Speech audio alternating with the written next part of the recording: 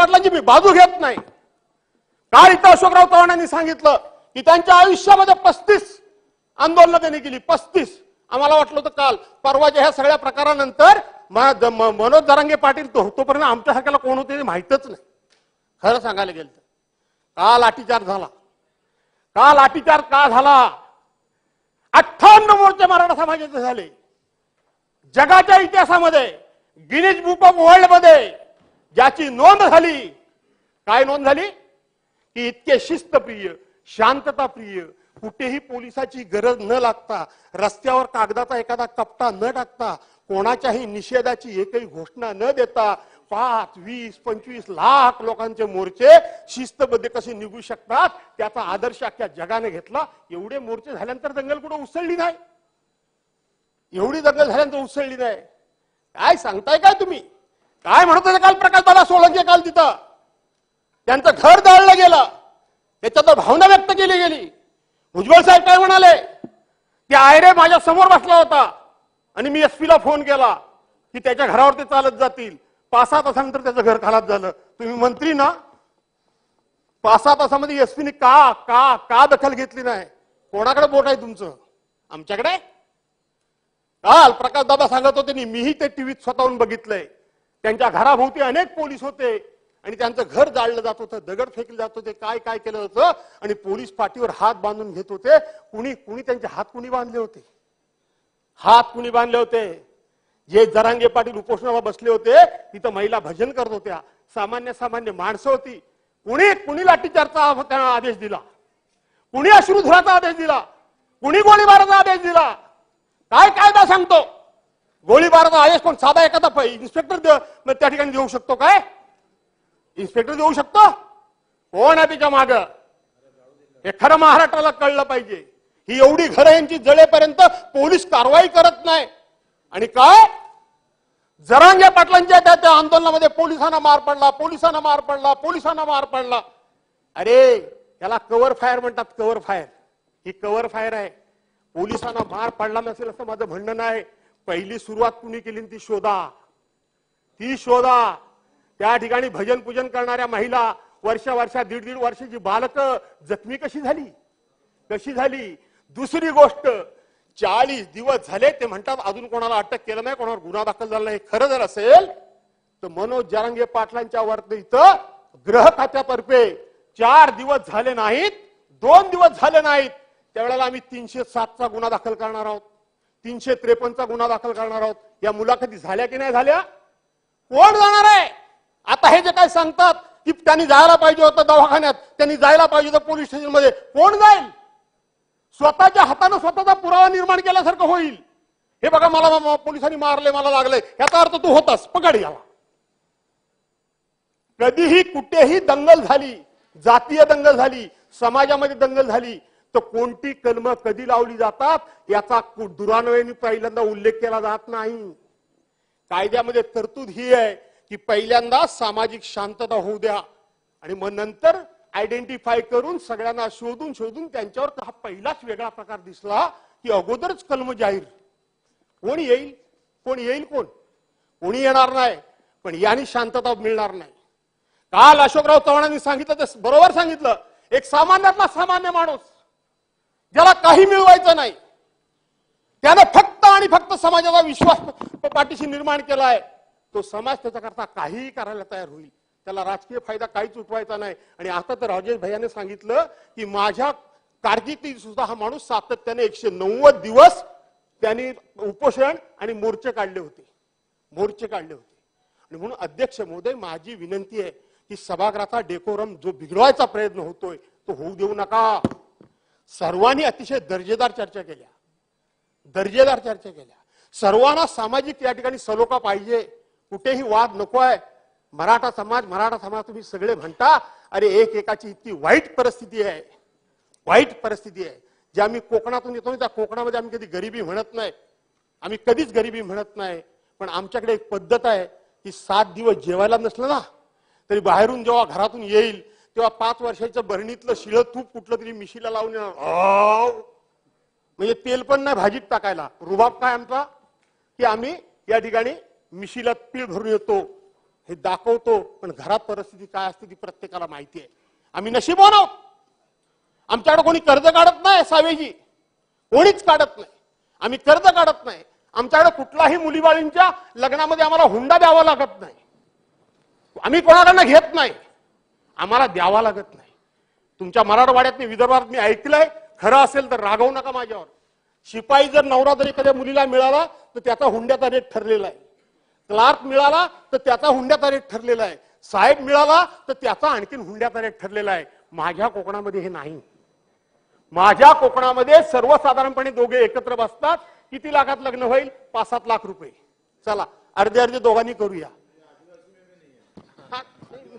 ते दोघांनी करूया.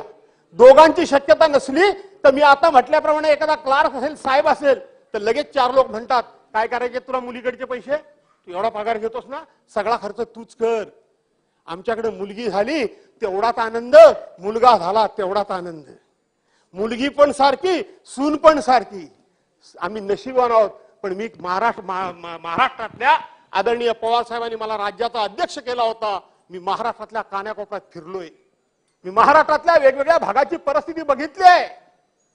आजही मी महाराष्ट्रामध्ये शिवसेनेचा नेता म्हणून फिरतोय. मी लोकांचं प्रबोधन करायचा प्रयत्न करतोय.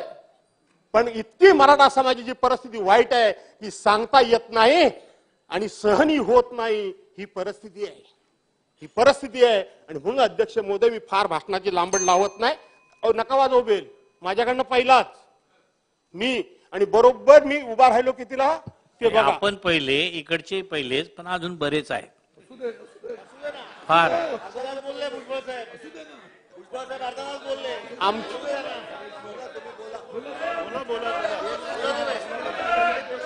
हा बोला बोला. मलाच नाही, कृपया नका कोणाला बेल वाजवू. प्रत्येकाच्या भावना प्रत्येकाला वेगळ्या जरा त्याला करू द्या. महाराष्ट्रामध्ये हा संदेश जाऊ द्या की तुम्ही म्हणताय तसं आम्ही राजकारणाकरता एकमेकाच्या विरोधात लढत नाही आहोत. हा संदेश महाराष्ट्रातून बाहेर गेला पाहिजे. या सभागृहाच्या माध्यमातून हा संदेश बाहेर गेला पाहिजे. कोण जर एखाद दुसरा प्रयत्न करत असेल त्याला काही फार सभागृह महत्व देणार नाही. आणि म्हणून अध्यक्ष महोदय, मी सगळं आणलंय. मी अगदी थोडक्यातच आटोपणार आहे, कारण सगळं मी सांगितलं. 102 ची घटना सांगितली, 103 ची सांगितली, 105 ची सांगितली. त्याच्याबद्दल डिटेल्स मध्ये कशाला बोलायला पाहिजे. 1965 सांगितलं, 81 सांगितलं, त्यानंतर 2014 सांगितलं, सगळं सांगितलं.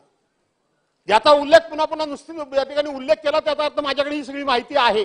इम्पेरिकल डाटा म्हणजे काय, त्याच्यावर झालेला डिबेट तोही मला माहिती आहे, तोही मला माहिती आहे. हे मगात पण नाही, ह्यानी दोष दिला, त्यांनी दोष दिला, त्यांनी दोष दिला. ज्या वेळेला उद्धव साहेबांचं सरकार होतं त्याच्यामधले हे इकडचे 9 हिरे गेलेले तिकडेच आहेत ना. हो, तिकडेच आहेत ना. आमच्या वतीनं आजचे राज्याचे मुख्यमंत्री माननीय एकनाथराव शिंदे त्या समितीमध्ये होते. कशाला एकमेकांकडे आम्ही बोट दाखवायचं. आपली सगळ्यांची जबाबदारी आहे ही. अशा पद्धतीने बोट याच्याने त्याच्यावर दाखवून चालणार नाही. अशा पद्धतीने आपल्याला आपली जबाबदारी कोणावर झटकता येणार नाही. आणि कोणी असं म्हणत नाही की आमची जबाबदारी, कारण कोणाच्या ताटातला आपण घ्यायचंच नाही. पण अध्यक्ष महोदय, मराठा समाजाला जो तो आज प्रश्न विचारतो त्यांना मला एका वाक्यात सांगायचं आहे. आज जो तो प्रश्न विचारतो की तुम्ही सत्तेवर होतात, तुम्ही सत्तेवर होतात, तुम्ही का नाही घेतलं, तुम्ही का नाही घेऊ शकतात, आता आमच्याकडे कशाला मागताय किंवा आमच्यातलं कशाला मागताय. मला एका गोष्टीची आठवण सभागृहाला करून द्यायची आहे. पूर्वी ब्लॅक अँड व्हाईट सिनेमे असायचे, ब्लॅक अँड व्हाईट सिनेमे असायचे आणि त्याच्यामध्ये एक कुटुंब असायचं. कुटुंबामध्ये प्रचंड गरिबी असायची. करता पुरुष घरची बाई इकडून तिकडून 4 दाणे कुठून तरी गोळा करून आणायची, 4 दाणे गोळा करून आणायची आणि ते शिजवायची. अब्दुल साहेब मंत्री महोदय, ती शिजवायची. आणि ती घरची माऊली जी प्रमुख असायची ना, ती सगळ्यांच्या ताटात वाढायची. आपल्या पोरा बाळांच्या, नवऱ्याच्या, नाही आणखी सासू सासरे कोण असेल त्याच्या ताटात ती वाढायची. संपूर्ण पातेलं रिकामं व्हायचं आणि त्यांना ती बाहेर पाठवायची. आणि नंतर ती माऊली ते रिकामं पातेलं घ्यायची आणि कुठेतरी साईडला चिकटलेली शीत जर असतील तर ती शीत गोळा करून त्याच्यामध्ये पाणी ओतून ते प्यायची आणि पोट भरल्याचं समाधान करायची. आमची अवस्था तीच आहे.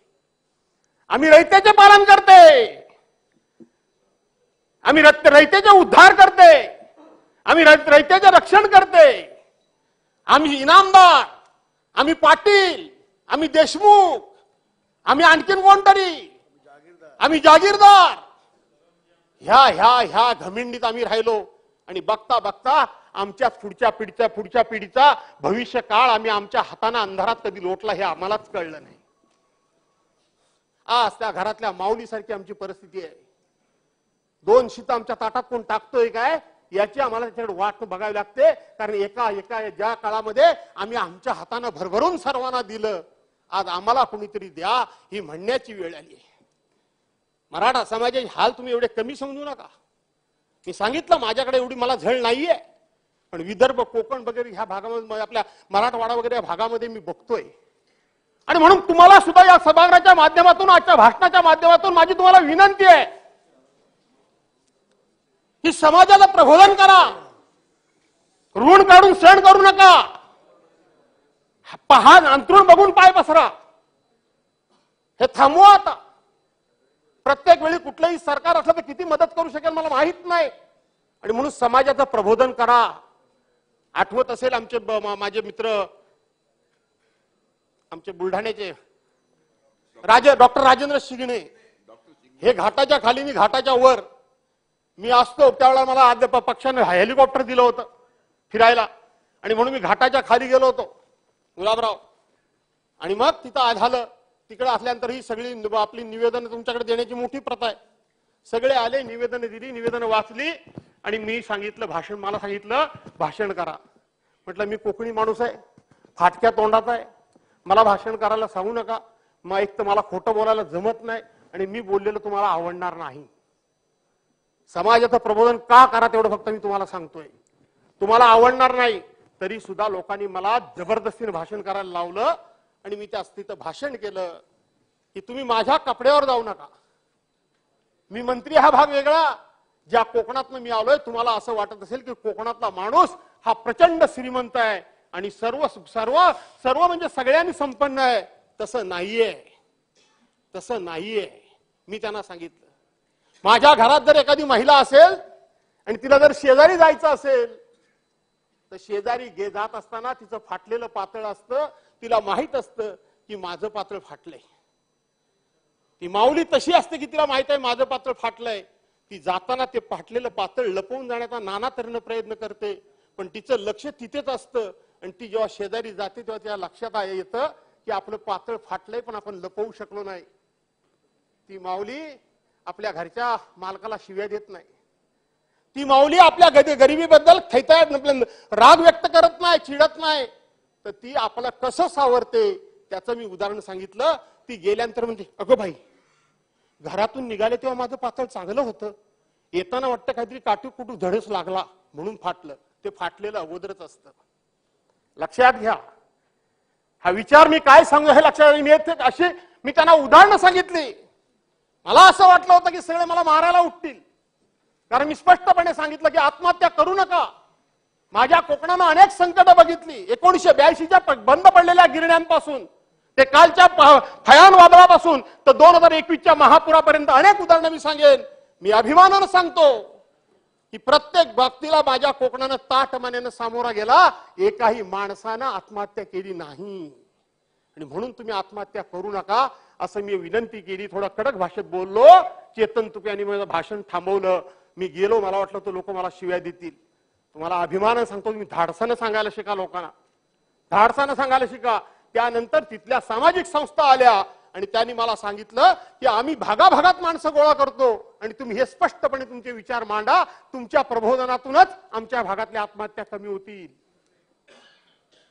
हे तिथल्या लोकांची भावना होती. त्याच्यानंतर मी तुमच्या घरी गेलो, आठवतो काय बघा तुम्हाला. मला एवढंच तुम्हाला सांगायचं अध्यक्ष महोदय.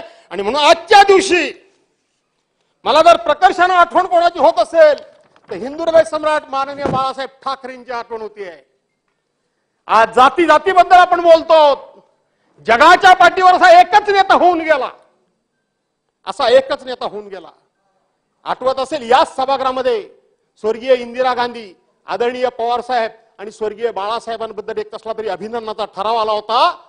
मी राष्ट्रवादी काँग्रेसमध्ये होतो आणि त्यावेळेला बाळासाहेबांना जातीवादी म्हणून काही लोक म्हणत होते. मी ताडकन मंत्री असताना उठलो. बाकी काही बोला पण बाळासाहेबांना जातीवादी बोलू नका आणि ते मी सहन करणार नाही. आणि शेकडो उदाहरणं सांगितली. आज बाळासाहेबांची मला आठवण येते. बाळासाहेबांनी तेव्हा सांगितलं होतं, अरे हे जाती जातीचे भेदभाव करू नका रे, जातीला पोट असतं, पोटाला जात नसते. हे सांगणारे हिंदू हृदय सम्राट मान्य बाळासाहेब ठाकरे होते. जातीला पोट असतं, पोटाला जात नसते. जात बघून ही सगळी सरकारी पैशांची विभागणी करू नका. तर ज्याच्या पोटाला भूक आहे तो कुठल्याही जातीचा असू द्या, त्याला मदत करा. हे सांगणारे हिंदू हृदय सम्राट मान्य बाळासाहेब ठाकरे होते. जे भुजबळ साहेब सांगतात ना, मी मंडल आयोगाकरता तिकडे गेलो. खरं तर मी आता ते उगाच चिडाचिड होईल म्हणून मी सांगणार नाही, वस्तुस्थिती निराळी आहे ती. पण मी त्या आता भानगडीत जाऊ इच्छित नाही.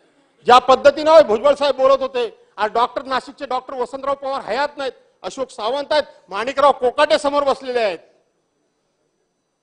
सांगायला गेलं तर सामाजिक द्वेष प्रत्येक कुठे कुठे भरलेला आहे, हे सगळं मला माहिती आहे.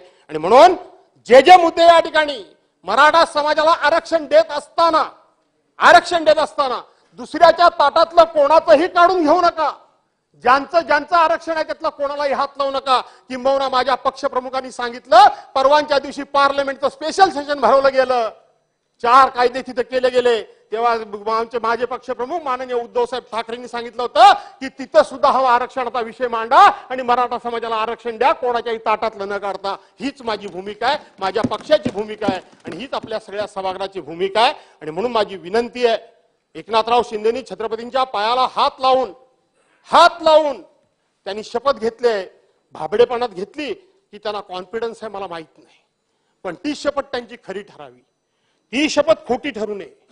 ज्या दिवशी त्यांची शपथ ही खरी ठरेल त्या दिवशी आमचे राजकीय काही मतभेद असले तर पहिला हार घेऊन माझ्या पक्षाच्या वतीनं मी येईन, हे मी तुम्हाला सांगतो. द्या आरक्षण मराठ्याला, द्या, पण सावध राहा.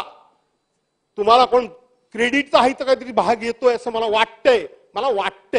ह्याचं क्रेडिट कोणाला कुठलं जाईल त्यापासून सावध राहा. नुसतेच फक्त असे उंडरून जाऊ नका अशी विनंती करतो. आणि इथं जो 293चा प्रस्ताव आला, मराठा समाजाला आरक्षण असेल, धनगर समाजाला असेल किंवा अन्य कोणकोणत्या समाजाला असेल, त्यांना आरक्षण देण्याकरता पाठिंबा जाहीर करतो. आणि मराठा समाजाला जरूर आरक्षण द्या आणि ते मिळावं आणि ते मिळेल अशी आई जगदंबेच्या चरणी प्रार्थना करून या ठिकाणी थांबतो. जय हिंद, जय महाराष्ट्र. सन्माननीय बच्चू कडू साहेब.